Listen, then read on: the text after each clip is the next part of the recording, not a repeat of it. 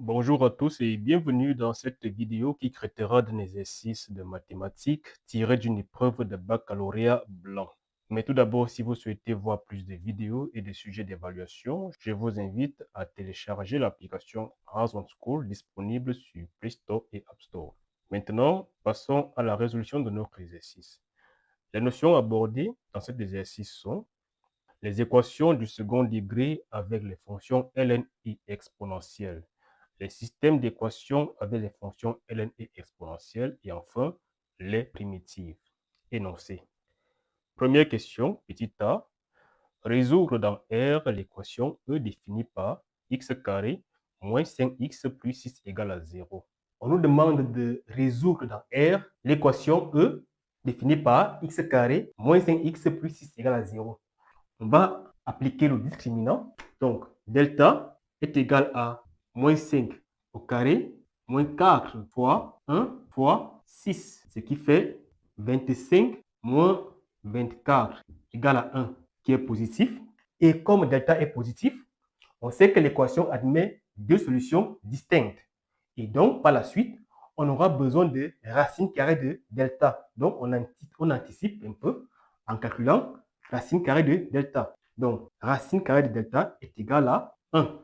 Eh bien, on a donc x1 égale à moins b, c'est-à-dire moins 5. Ça va donc faire 5 moins 1 sur 2a, 2 fois 1, le coefficient de x carré, donc sur 2. Ce qui fait 5 moins 1, 4 divisé par 2 égale à 2.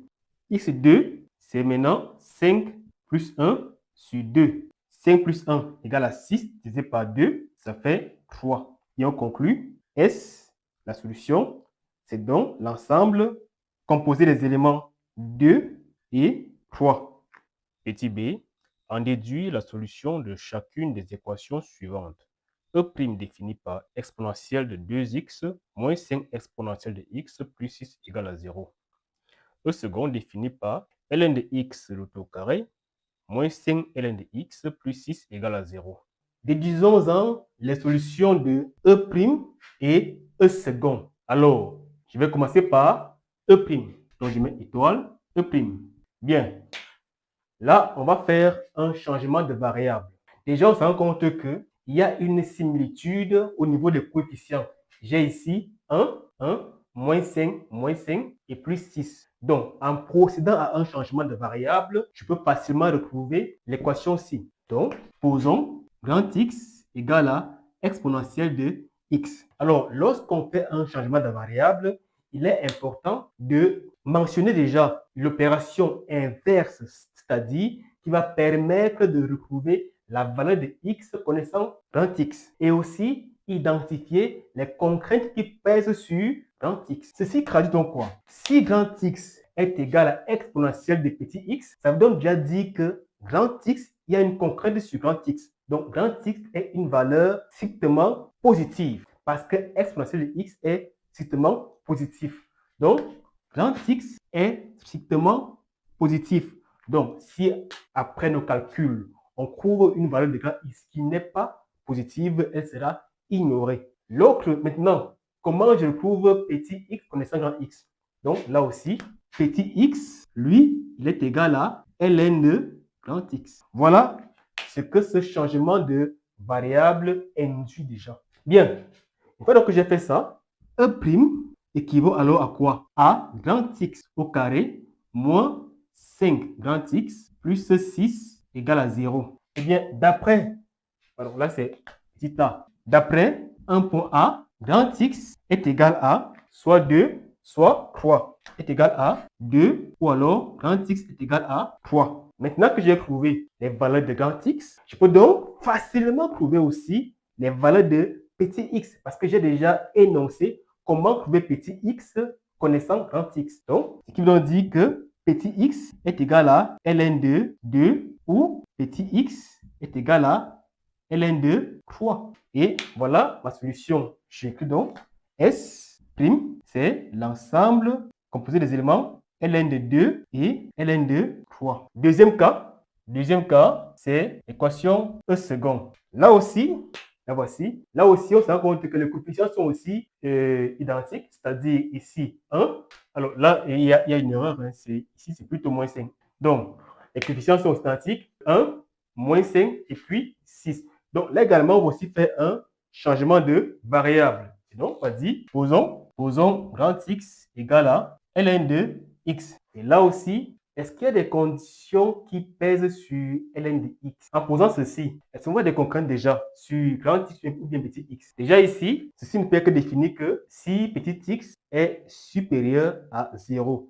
La fonction ln de X étant définie dans l'intervalle, dans l'intervalle 0 plus l'infini. Donc, comme contrainte, on a donc quoi? Ça veut dire que déjà, petit x doit être supérieur à 0, première chose, strictement supérieur à 0. Deuxième chose, une fois que j'aurai trouvé grand x, comment je fais pour retrouver petit x connaissant grand x? Et donc, on va appliquer exponentielle à gauche et à droite. Vous savez que si on a grand x égale à ln de petit x, en appliquant exponentielle à gauche et à droite, ça va donner exponentielle de grand x égale à exponentielle de ln de petit x. Et comme on sait que exponentielle de ln de x est égal à x, bien. Donc, petit x est égal à exponentielle de grand x. Donc, petit x est égal à exponentielle de grand x. Ça veut dire quoi? Dans la suite, je vais trouver les valeurs de grand x. Lorsque je vais revenir, il faudra que je m'assure que cette contrainte-ci est vérifiée. Bien. Alors, comme on l'a fait précédemment, on va aussi écrire E second équivaut à quoi? En remplaçant ln de x par grand x, on va obtenir grand x au carré moins 5 grand x plus 6 égale à 0. Également, d'après la question 1.a, grand x est égal à 2 ou alors grand x est égal à 3, ce qui se traduit par petit x égale à exponentielle de 2 ou alors petit x égale à exponentielle de 3. On se rend compte que ces deux valeurs sont bel et bien strictement positives, donc elles sont valides. Donc, S second, c'est l'ensemble contenant les valeurs exponentielles de 2 et exponentielle de 3. Voilà pour cette question. Deuxième question. Résoudre dans R croix R, petit a, le système exponentielle de x plus exponentielle de y égale à 2. Exponentielle de x moins exponentielle de y égale à 2.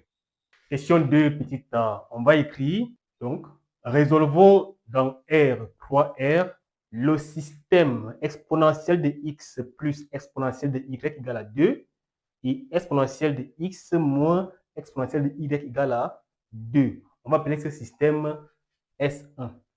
Alors, pour ce faire, on va procéder à un changement de variable. Donc, posons grand x égale à exponentielle de petit x et grand y égale à exponentielle de petit y. Comme on l'a vu précédemment, le changement de variable peut induire en fait des contraintes, mais il faut aussi définir le chemin retour. Bien, alors comme contrainte, ça implique quoi? Ça implique que grand x est strictement positif, de même que grand Y. Donc, grand X est strictement positif, grand Y est strictement positif. Maintenant, une fois que j'aurai trouvé grand X, comment je fais pour trouver petit x? Alors, petit x, lui, il est égal à quoi?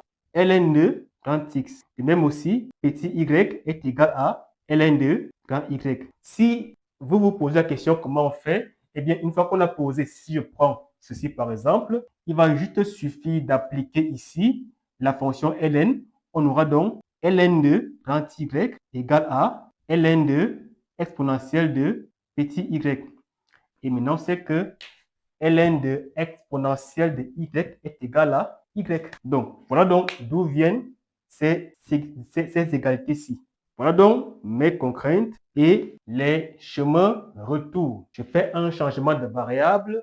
En même temps, j'en profite aussi pour définir comment je fais pour revenir à la variable initiale. Alors, après ce changement de variable, je peux donc écrire S1. Vous voyez, c'est pour ça que c'est important de toujours nommer ces équations et systèmes d'équations. Vous voyez que là, je fais facilement référence à mon système d'équations juste par cette écriture simplifiée. Donc, S1 équivaut donc à grand X plus grand Y égale à 2.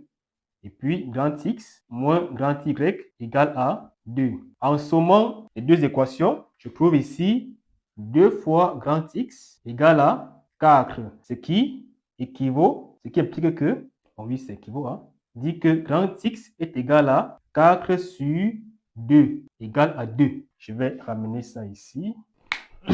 Bien, j'ai trouvé là grand X égale à 2. Je peux donc me servir de l'une des équations pour trouver grand Y. Ainsi, grand Y, si je prends la première équation, c'est égal à 2 moins grand X, ce qui fait 2 moins 2 égale à 0. Grand Y égale à 0. Voilà ce que je trouve. Bien, là, avant de continuer, est-ce que les valeurs de X, de grand X et grand Y respectent les contraintes? Grand X, oui. Grand Y, eh bien, non. Parce que Y doit aussi être supérieur à, strictement supérieur à 0. Donc, oui, je vais dire ici, ne satisfait pas la contrainte grand Y strictement supérieur à 0. Ça veut donc dire que je n'ai pas une valeur, je n'ai aucune valeur de Y. Et par conséquent, je ne pourrais pas aussi avoir une valeur de petit y. Et par conséquent, la valeur de petit x aussi n'existe pas parce qu'elles sont liées. Donc, S égale ensemble vide. Petit b, le système exponentiel de x plus y égale à 1 et ln de x plus ln de y égale à 2. En petit b, on va écrire, résolvons dans R, 3R, le système S2 défini par exponentielle de x plus y égale à 1 et ln de x plus ln de y égale à 2. Déjà ici, il faut définir les contraintes d'existence de ce système. On voit que ce système ne peut exister que si les fonctions ln de x et ln de y sont définies. Donc, on va donc énoncer les contraintes. D'abord, contrainte, il faut que x soit supérieur à 0 strictement et y aussi strictement supérieur à 0. La fonction ln est définie dans R étoile plus. Une fois ceci dit, on va essayer de simplifier l'écriture. Là, vous voyez, c'est une écriture vraiment assez hétérogène. On a des exponentielles et puis des ln. Mais on voit aussi quand même quelques propriétés de ln qui vont apparaître là. Ici, par exemple, on voit que ceci, c'est ln de xy. Et ici, on voit quoi? Ici, on peut aussi d'abord. On peut dire que exponentielle de x plus y égale à 1. C'est égal à quoi? Exponentielle de 0. C'est un nombre. Et tout nombre à la puissance 0 est égal à 1. Donc, on peut écrire que exponentielle de x plus y est égal à exponentielle de 0. Ce qui traduit donc que x plus y est égal à 0. Parce que si les deux exponentielles sont égaux, ça veut dire que les puissances sont aussi égales. Donc déjà, j'ai donc pu transformer la première équation en x plus y égale à 0. Maintenant, pour la deuxième, ln de x plus ln de y, c'est encore ln de x, y, qui est égal à 2. Eh bien, puisque là, j'ai déjà une équation en x, y, comment je vais pouvoir voir? Je peux donc appliquer ici exponentielle. Ça va me donner quoi? Ça va me donner exponentielle. En appliquant exponentielle à gauche et à droite, je vais donc obtenir x, y égale à exponentielle de 2. Ainsi donc, le système S2 équivaut à x plus y égale à 0 et x, y égale à exponentielle de 2. Qu'est-ce que je remarque là? J'ai la somme et le produit. Donc, à partir de là, je peux appliquer la technique de somme et produit. Je vais donc dire x et y sont solutions de l'équation grand X au carré pour ne pas faire confusion avec le x ici. Donc, c'est l'équation en fait a carré moins la somme a plus le produit égale à 0. Bon, j'ai écrit a, si vous voulez, donc c'est x carré moins la somme fois x plus le produit égale à 0. Donc, x carré moins la somme. La somme, c'est combien? C'est 0. Ça fait 0 plus le produit. Donc, plus exponentielle de 2 égale à 0. Petit x et petit y sont donc solutions de cette équation-ci. Mais ça équivaut à dire que 30x carré est égal à moins exponentielle au carré, ce qui est impossible. Pourquoi? Parce que tout nombre au carré est positif. Or, là, on a carrément un nombre au carré qui est une valeur négative. Donc, ceci est impossible. Ainsi, on conclut que notre système n'admet pas de solution. Donc, S égale ensemble vide. Et enfin, troisième question. Déterminer une primitive de chacune des fonctions suivantes.